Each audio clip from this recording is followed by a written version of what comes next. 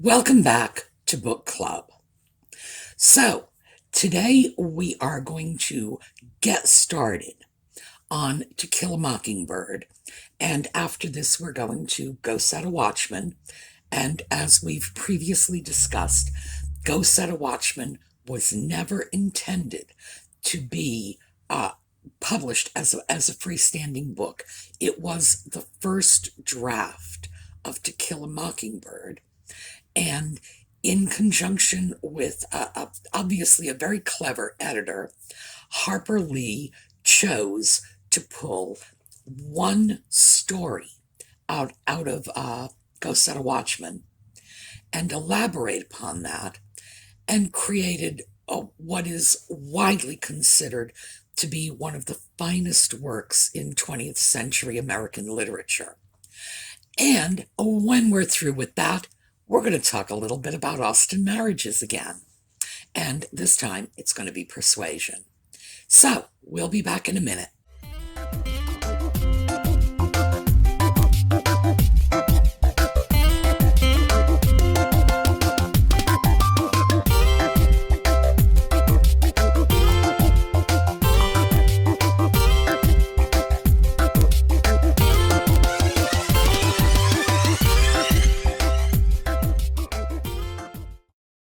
Okay, I imagine you have noticed the absence of Audie the cat. I don't know where he is. He is in the house somewhere. It's not like he's taken off for parts unknown, but he is in the house. And I thought I would share an Audie story with you. And yes, you can say, Sue, you are insane, because I know how insane this sounds. One of our regular viewers, Rock and Roll Rebel, her name is Jet, has a wonderful little cat named John Lee.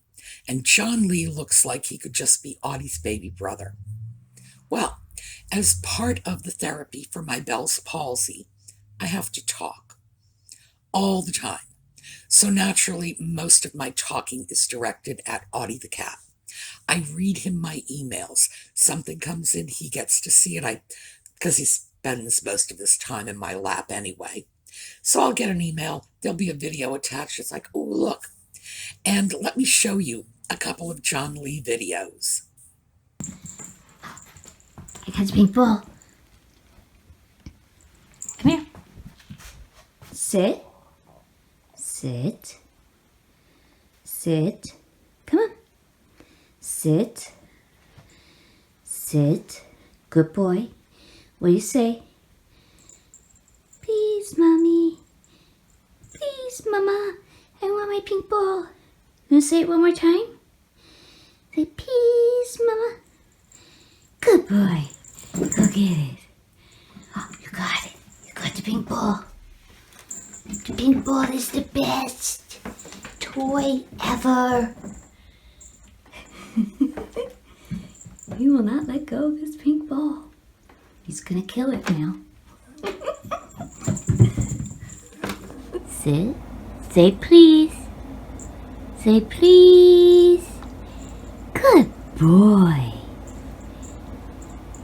So John Lee is a little cutie pie, and he is clearly quite a ham. Well, John Lee went missing a couple of weeks ago. He's an indoor cat. He got out, and he's in the neighborhood because children have seen him. Security cameras have picked him up. He's nearby. It's just a question of getting him back into his house where he belongs. Well, a funny thing happened to Audie when John Lee went missing. Audie, as most of you know, was a stray.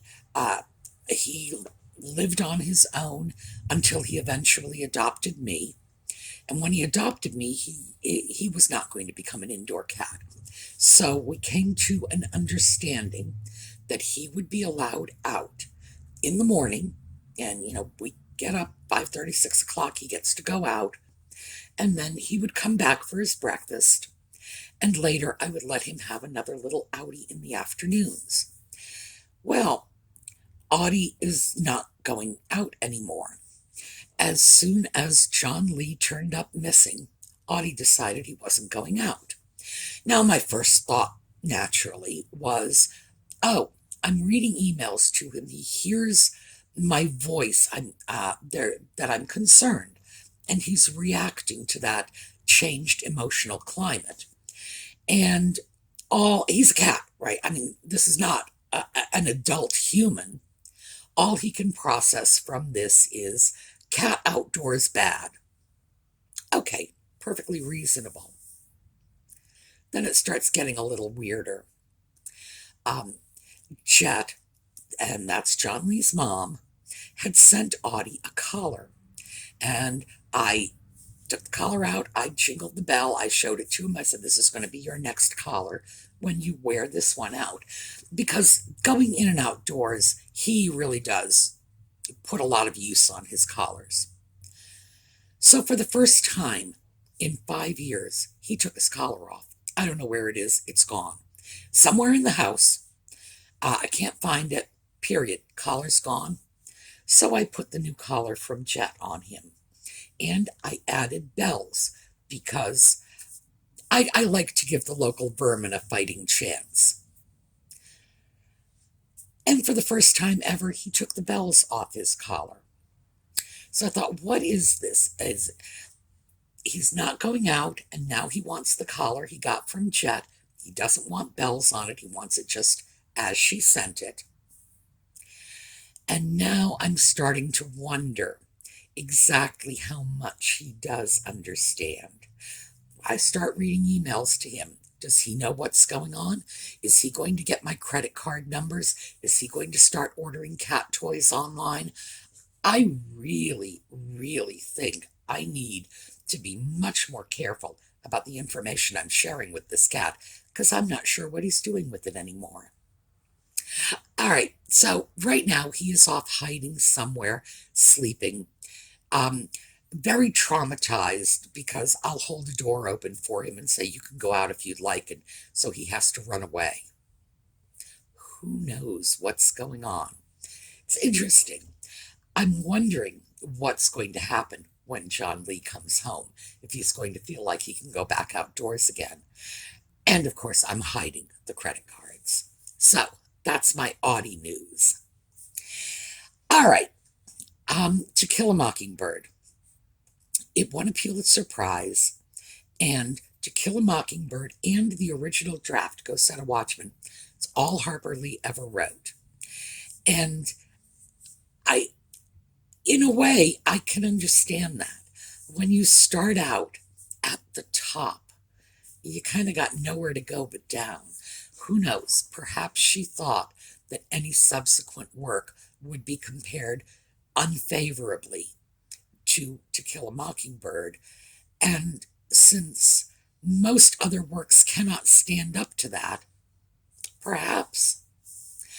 I mentioned previously that the character of Charles Baker Harris, that's Dill, the little boy who comes in to visit and tells tall tales, was based on Truman Capote. They were, in fact, lifelong friends. Truman Capote had a very troubled youth and spent a great deal of his childhood with relatives who lived in Monroeville, Alabama, which is where Harper Lee was from, and they were best friends as children. So there we go, in one of the great ironies that two of they were among the best writers of 20th century America. Truman Capote's work never had the stature, just never achieved the stature of To Kill a Mockingbird. Although I can remember one of my professors in college saying that the opening paragraph of his novel, which was based on a real crime, In Cold Blood, was the finest piece of imagery ever written in the English language. So he wasn't exactly a shabby writer. He also wrote Breakfast at Tiffany's, for those of you who are more inclined to get your novels in movie form. To Kill a Mockingbird was largely autobiographical, as was Go Set a Watchman. Harper Lee talks about her childhood, Scout's childhood, as the daughter of a small town lawyer. Harper Lee was the daughter of a small town lawyer. Scout's father is Atticus. Harper Lee's father was Amasa. So you see the connections there all over the place. It has been described as a coming-of-age tale, and Harper Lee never liked that description, and I would have to agree with her.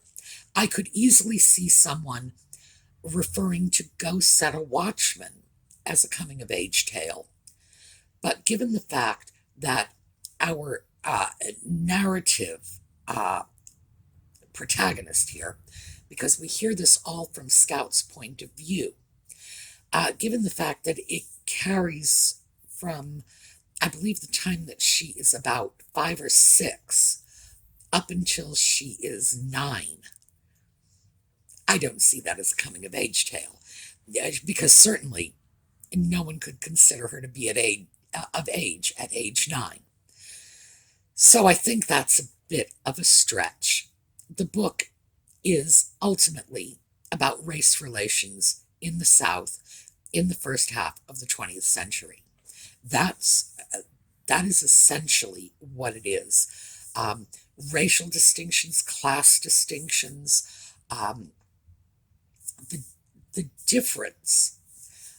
And one of the things that I've always found interesting is the difference between the behavior of the Black people portrayed in the book and people like the Ewells or the Cunninghams, or Conninghams, because we've got those two families, the poor whites. In general, the Blacks come off very, very favorably. They are portrayed as better people, just in terms of their morality. They are more moral. They are more upstanding. They are better human beings than people like the Ewells. People like the Cunninghams are portrayed as poor but proud. So you have all of these different stratas in society. Everybody's poor. This is Depression era small town Alabama. Nobody really has money. Even Scout's family, her father is a lawyer. They are not wealthy. So you are seeing this sort of slice of humanity. And as I say, her portrayal of Blacks is quite favorable. The book has been banned. It was banned pretty extensively at the time, mostly in the South, for very obvious reasons. It has recently been banned. I believe it was Minnesota. Duluth, Minnesota. It was banned in the 21st century because they don't like the fact that the N-word is in there. Well, to my mind, that's not what's going on. If somebody says we are banning this book because we don't like the fact that they use language that we consider derogatory toward Black Americans, no, I'm sorry, that's not it. Because a word that was sadly in common use in Southern America is not enough to undo the underlying message. So if it's being banned, that's an excuse. And the reason it's being banned is probably the very same reasons it was banned in the South in the 1950s. And to me, that's shameful.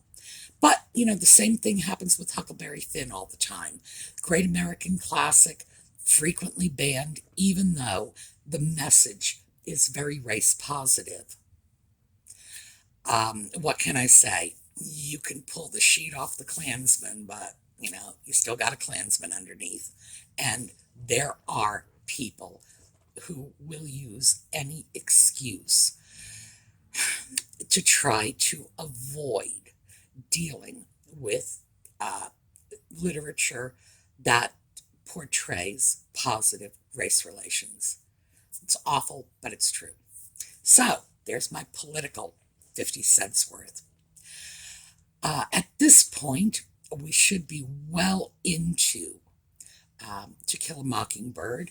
I've been reading it along with you. I have an audiobook version that was narrated by Sissy Spacek, so it's very well done. Fortunately, she has a wonderful voice, a great Southern accent, and she's an extremely good actress, and I'm pretty sure she's got Academy Awards to prove it.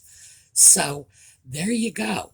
Nice version I have. I hope you all have equally good versions if you're listening to audiobooks. If you're reading, it's an easy read. You can get through it because it moves right along. So that's the beginning of To Kill a Mockingbird. So how about we move off to a little bit of Austen marriages. Now, as I mentioned before, I got off onto this when I was listening to a video by somebody who talked about Austen marriages in a way that led me to believe she's never read Jane Austen. And I have. So you're going to get my version instead. Last week we did Northanger Abbey, so I thought we would do Persuasion because our first two books in book club were Northanger Abbey and Persuasion. So, Persuasion, marriages. The first marriage we encounter is Sir Walter and Lady Elliot, and this is not even an active marriage. Lady Elliot has passed away, but we are told that she was a sensible, amiable woman with good judgment who could mitigate the worst of Sir Walter's excesses. Sir Walter, we know from the book, is a vain coxcomb. He probably has some degree of narcissistic personality disorder, but he's a lot more benign than most narcissists. Most narcissists can be quite malignant, and he is not. He seems to have a very, very good opinion of himself without that correspondingly bad opinion of everyone else. And in general, no one's as handsome as he is. He knows this, but he's still a sociable man who is kind and civil, not just to the people around him, but about them. He doesn't speak ill of people, except for their unfortunate lack of good looks, which he doesn't suffer from. But we are told that even though Lady Elliot was not the happiest of creatures, and that is a direct quote, not the happiest of creatures, that with her children and her responsibilities as the wife of the baronet and her household to manage and so on, she was not ready to die when she did. So, not the happiest of creatures, but definitely not miserable. So what does that tell us about the marriage? That perhaps it was not the greatest marriage she could have made for herself. But whatever her regrets were, they weren't all that severe. So I would have to say that this marriage is sort of in the middling ground. Probably not, well, undoubtedly not a great marriage. There's no probably about that. But almost certainly not a terrible marriage. And that is what we get from Austen's description. So, middle of the road marriage. The next marriage we see is Charles and Mary Musgrove. And I think this is a bad marriage. I think this is a marriage that is already souring, and it's only a few years into the marriage. It's probably going to become worse over time. Charles has already begun to withdraw, and Mary's temperament is not likely to improve. Mary is, again, a narcissist like most of the Elliots. She is determined to have her own way in all things and has wild temper tantrums when she doesn't. She fancies herself ill-used all the time, and although Austen, in the voice of the narrator, says that she's very cheerful and very good natured when she's properly attended to. But that's the key, when she is properly attended to. When everything is going Mary's way, she can be a charming and pleasant creature. Well, either we have never seen anything going Mary's way in the book, or that was more of a tongue-in-cheek statement, because even when things seem to be going Mary's way, she never misses an opportunity to disparage her sister Anne, to set herself up above everyone else. She does not get along with her in-laws. They are polite, but they complain about her pretty much nonstop. And one of the other interesting things here, and let me just grab this book.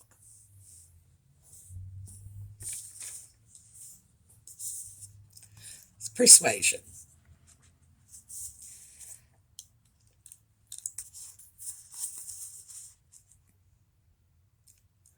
Lady Russell had only to listen composedly and wish them happy, but internally her heart reveled in angry pleasure, in pleased contempt that the man who at 23 seemed to understand somewhat of the value of an Anne Elliot should, 8 years afterward, be charmed by a Louisa Musgrove. She's talking about Captain Wentworth, but she could have just as easily been talking about Charles Musgrove. Charles's first choice was Anne. He settled for Mary. And the man who could have aspired to Anne Elliot with all of her sweetness of disposition, settling for Mary, who on a good day is cranky, irritable, and very self-absorbed, cannot be happy. So I would not say this is a good marriage, not by any stretch of the imagination. I do not think they are going to end up in divorce court, because that was quite a rarity in Austen's day. What I do foresee happening is Mary becoming progressively crankier and Charles pulling away more and more, because this is what he's doing. He's off shooting. He spends as little time with his wife as possible. Not happy. His parents, Mr. and Mrs. Musgrove, and I'm going to throw Admiral and Mrs. Croft in there too. These are typical of the marriages that litter Austen's novels. The older couple that is of a similar temperament, a similar disposition, and happily married. We saw that with the Allens. We saw that with the Morlands when we were looking at Northanger Abbey. Same thing here. They are temperamentally suited to one another. They have been together many years. On the Musgrove side, at least 25, maybe 30 years, which in those days was a lifetime. As for the Crofts, I don't have any indication of how long they've been married, but it seems to be quite some time. Again, temperamentally suited to one another, very happy in each other's society. Very good marriages. And there are marriages like these in most of Austen's novels. An older couple, happily married. And one suspects that that was the reality in Austen's life. She saw many older couples happily married. The marriages that tend to be striving and grating tend to be the marriages of younger people. Captain and Mrs. Harville would be younger. Captain Harville being Captain Wentworth and Captain Benwick's friend. They would all be perhaps the same age. Now, I could be reading something into that isn't there, because It's really not spelled out, but I get the impression that they are younger. Certainly their children are young. And Mr. and Mrs. Musgrove's children are grown or off in school. They're not toddlers. So these seem to be younger people. Captain and Mrs. Harville seem very well suited to each other, very happy. No complaints. There's nowhere to poke at those marriages and say, well, I think this is a little off, or no. But then again, these are all minor characters. They are background characters. And we don't know that much about their personalities because they're not pivotal to the plot line. Mr. and Mrs. Smith. Now, Mrs. Smith is Anne's old school friend, and she has been widowed. And we do know something about her marriage. And although Mrs. Smith contends she was happily married, I would throw out that this was not what I would call a good marriage. She and her husband lived above their means. They had a very reckless and imprudent style of living that resulted in Mrs. Smith being utterly destitute and living in a boarding house in Bath, unable to even walk. Although her inability to walk cannot be blamed on a bad marriage, let me hasten to point that out. But her very reduced circumstances, yes. And although Mrs. Smith goes to great pains to take the blame off her husband and thrust it over to Mr. Elliot, Anne's cousin who will inherit the baronetcy, you can lead a horse to water, but you can't make it drink. And even Anne picks up on this, that Mrs. Smith is trying hard to shift the blame away from her husband, but he was certainly culpable. And in Austen's universe, that's a pretty strong statement. Mrs. Smith was probably equally culpable. They were young and carefree, as she says, but she is clearly putting the best possible spin on their actions. She is protecting her husband. She dislikes Mr. Elliot and has every reason in the world to throw all the blame on him. A good marriage? No. Probably doomed to some sort of disaster, even if her husband had not died prematurely. It's to Mrs. Smith's credit that she does not view the marriage in that way, but it also suggests that she was part of the problem. Mr. and Mrs. William Elliot. Now, almost everything we know about Mr. Elliot's marriage comes from Mrs. Smith, and she, as I mentioned, is a prejudiced source. We know that Mr. Elliot married a woman who was of low degree, which is to say that she came from the working classes. And she had a great deal of money, so she came from the successful working classes. Now, today we would look at that and say, yeah, really? This is like negative? I mean, come on.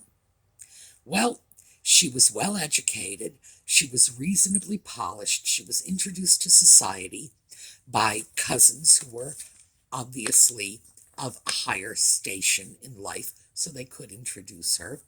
She had enough money, got a friend back, so that she could captivate the attentions of someone like Mr. Elliot. Had she lived, she would have eventually been able to look forward to being Lady Elliot. We hear from Mrs. Smith that Mr. Elliot did not treat her well, but that she was an ignorant woman and probably didn't deserve good treatment. And I have trouble with that because what I see in that is a prejudice against the working classes, that because she was low born, She didn't have the sense to realize when she was being abused. Would I say this is a good marriage? No. Would I say it's a terrible marriage? No. No.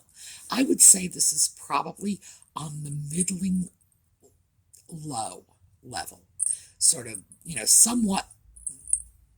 somewhat beneath middle ground, but not dreadful. Certainly, Mr. Elliot is too circumspect, as we see him in the book, to have done anything too outrageous to his wife.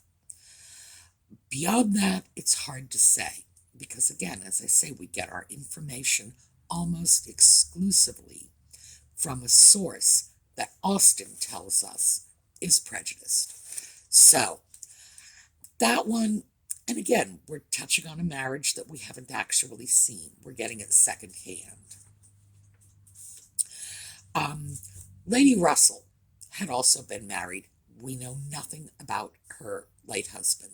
So I throw her in as a mention, but that's all I can do because we have nothing on which to base an opinion.